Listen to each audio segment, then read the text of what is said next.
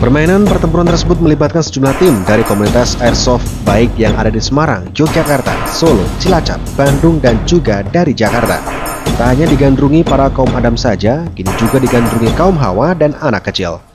Bak pasukan tempur elit yang siap terjun ke medan perang, para airsofter pun dilengkapi dengan peralatan tempur seperti helm, kacamata, rompi, dan unit yang berisikan amunisi. Amunisi yang dipakai terbuat dari bahan plastik dan diatur pula kecepatannya agar tidak membahayakan para airsofter sendiri. Olahraga ini pun sangat menjunjung tinggi sportivitas airsofter karena amunisi yang dipakai tidak nampak atau bekas apabila mengenai para pemain. Walaupun sudah menggunakan pelindung lengkap, tak jarang ada pemain yang mengalami cedera saat perang karena terkena amunisi nyasar dari pemain lain. Meskipun begitu, tidak ada konflik berkepanjangan di para airsofter karena hal itu memang sudah menjadi konsekuensi olahraga yang satu ini.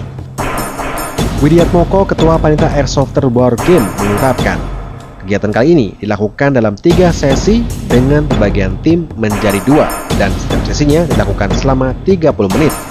Tim yang dibentuk dipencar serta didampingi seorang marshal atau pengawas pertandingan. Kemudian diberikan peraturan permainan dan selanjutnya menjalankan misi yang telah disiapkan panitia. Kegiatan ini namanya airsoft ya, jadi hanya mainan yang kita sajikan. Jadi nanti ini permainannya seperti war game yang ada di game-game online, game PlayStation. Jadi sistemnya permainannya kayak outbound paintball. Ya, itu aja sih airsoft. Dari masyarakat cukup dikenal dan untuk dari sisi keamanan juga jauh lebih baik daripada yang sebelumnya. Kalau pengen ikut ya Mas, itu minimal punya peralatan apa aja Mas?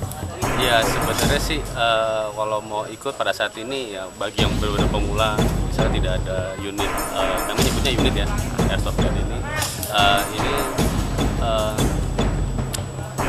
ya mungkin datang dulu aja untuk melihat dulu, mungkin pada saat ini bisa meminjam dulu kayak gitu, mungkin bisa.